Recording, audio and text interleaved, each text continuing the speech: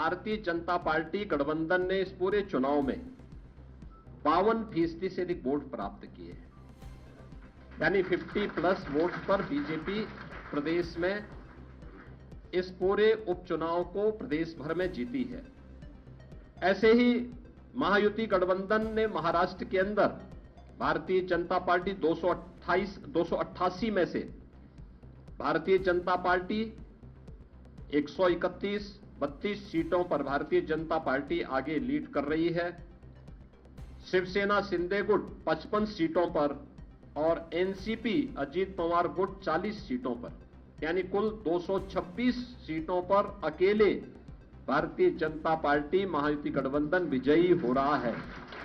याद करिए, शिवसेना शिंदे गुट के पास 55 सीटें आ रही हैं और महाअगाड़ी गठबंधन, जो इंडी गठबंधन है अखिल भारतीय स्तर पर, यह मात्र 49 सीट जीत रही, 49 सीट से मात्र पर सीमित करके रह गई है। यानी देश की जनता नकारात्मक राजनीति को, बांटने वाली राजनीति को पूरी तरह खारिज कर चुकी है। और इसीलिए हम कह रहे हैं कि बटेंगे तो कटेंगे, एक रहेंगे तो सेफ रहेंगे। तो एक रहेंगे, सेफ रहेंगे पर देश की जनता जनार्दन ने राष्ट्रीय एकता और अखंडता को मजबूती प्रदान करने के लिए, सुरक्षा और समृद्धि के लिए अपना जनादेश दिया है। हम सब जानते हैं कि पूरे देश के अंदर विरासत और विकास का एक बेहतर समन्वय प्रधानमंत्री मोदी जी के नेतृत्व में प्रारंभ हुआ है। सुरक्षा का, सुशासन का एक बेहतरीन समन्वय और देश की आर्थिक समृद्धि को हम सब अपनी आंखों से देख पा रहे हैं। यह जो कभी सपना हुआ करता था, आज ये हकीकत में हम सबको नजर आ रहा है। और इसीलिए आज उत्तर प्रदेश की विजय, जो 7 विधानसभा सीटों पर उपचुनाव में भारतीय जनता पार्टी गठबंधन को प्राप्त हुई है, यह उत्तर प्रदेश की ओर से प्रधानमंत्री मोदी जी के अभियान को, इस 7 कमल भी उस पूरे अभियान के प्रति समर्पित है। इसमें मीरापुर, गाजियाबाद, कुंदरकी, खैर, कटहरी, मझवा और फूलपुर की जनता जनार्दन ने यह जनादेश भारतीय जनता पार्टी के पक्ष में दिया है। हम सब उनका आभार व्यक्त करते हैं।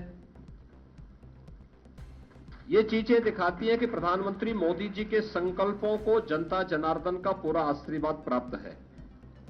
और यह भी जनता जनार्दन ने स्पष्ट कर दिया है